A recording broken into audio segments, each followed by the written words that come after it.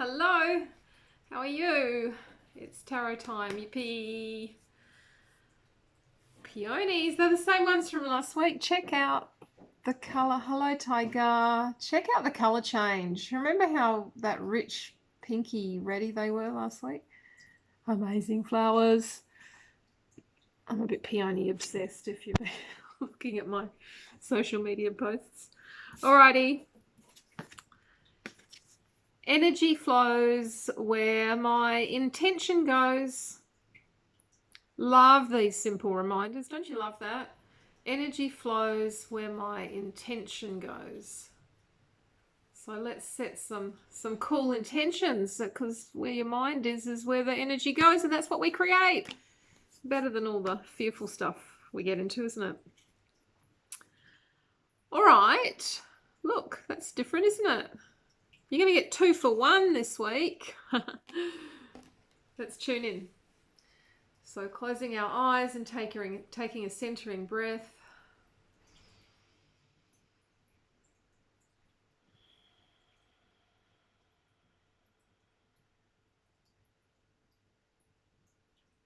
What's the guidance, my highest guidance that I need for the week ahead and coming back?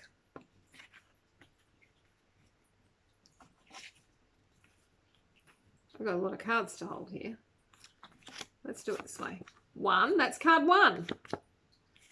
What is the second card? I'll tell you in a minute. This is card 2. Cards 2. And cards 3. 3, 2, and 1. Okay. I got these out because one of my lovely clients has just been in Australia, and she saw some animals, as we do when we're in Australia. Lots of animals over there. And they're all symbols for us, aren't they? So I was remembering this deck of Australian animal cards, so I got them out and to see if there's some wisdom that was helpful for her. And it was cool seeing them again. I don't tend to use them so much because I'm not in Australia anymore, but they're awesome. So I thought I'd just weave those in for you. So let's see.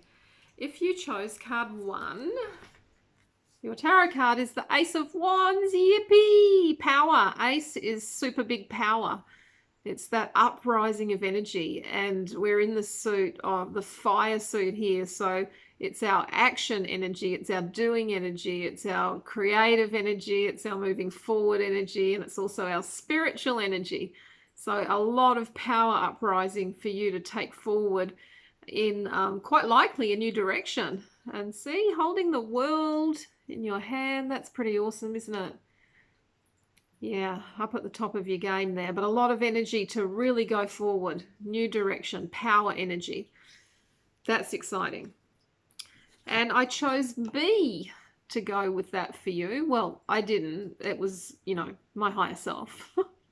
We can choose face up as well. That's interesting too, but I chose random.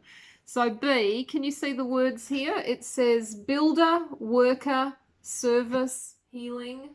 So you might want to tune into which word resonates with you. But B's are the workers, and they're all about service, aren't they? And working as a team. So I've got my little book out because I'm not so familiar with these. Let's see what's important for you here. It's important for you to be able to get on with the job at hand, and Spirit's asking you to be of service to those around you. So maybe this energy that you're wanting to take forward has that quality of wanting to support others.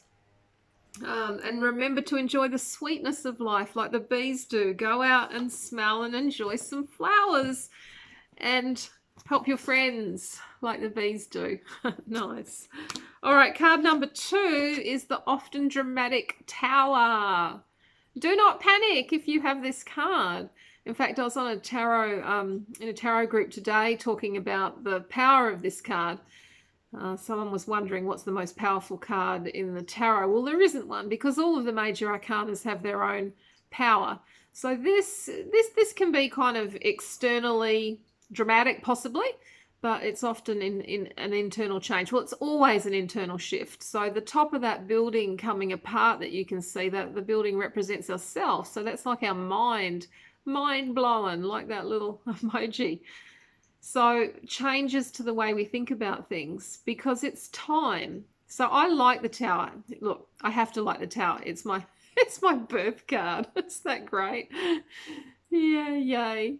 But there's so much learning in this because when these big events happen, it's not always big events. It's often just an internal event. Your higher self is dragging you to make the change that you've been ignoring. So your intuition has been there, but you've been ignoring it. And the Tower gets you on track. That's why I love it. That's why it's such a strong card. So it can be a little like bumpy, but you know, power to that, because like if the rug is having to be pulled out from under you, it's because you need to redirect and you haven't listened, and you need your higher self to get behind you. So it's a shift time, and that is exciting. So accept, be brave, be courageous. Look for the lessons on this mental level. You're not going to have to look too hard because stuff's going to be happening internally and maybe externally as well for that shift to happen. So we've got the emu to go with that, and I love how this beautiful pink can soften this energy as well. So the words here, we've got attentiveness, action, completion, and commitment. So, you know, that makes sense with this card because something is completing, isn't it? You know, I had a Tower event. Well, I have lots of Tower events, but I had a Tower event a month or two ago. You know, and it knocked me around for a few days. But when I got into this reflection, this is a more reflective energy on what was really going on. It was a massive blessing, and you know, it cost me a lot of money, as these things can do, but when I reframed it into what I'm actually spending this money on, it's changes in my brain, which is fantastic. You know, shifting belief patterns that are getting in the way. All right, so what is the emu? Well, you can have a look and see which words are resonating to you, or which ones you want to focus on, or all of them that you can be curious about for your week. But let's see what it says here. The shadow side of this was interesting. You managed to talk your talk, but unfortunately you refused to walk your walk. Now, this is not saying how it is, but I wanted to focus on the shadow with this card because when we don't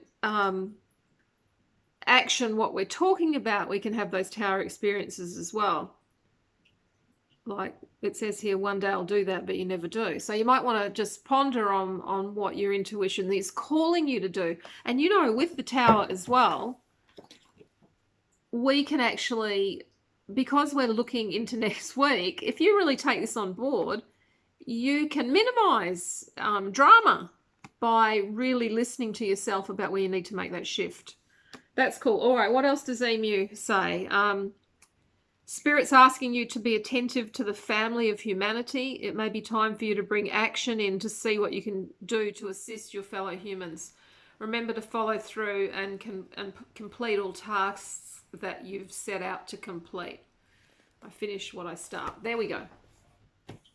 That's card 2 for you. Card 3, it's another dramatic image. You know, tarot has drama in these images to get its point across.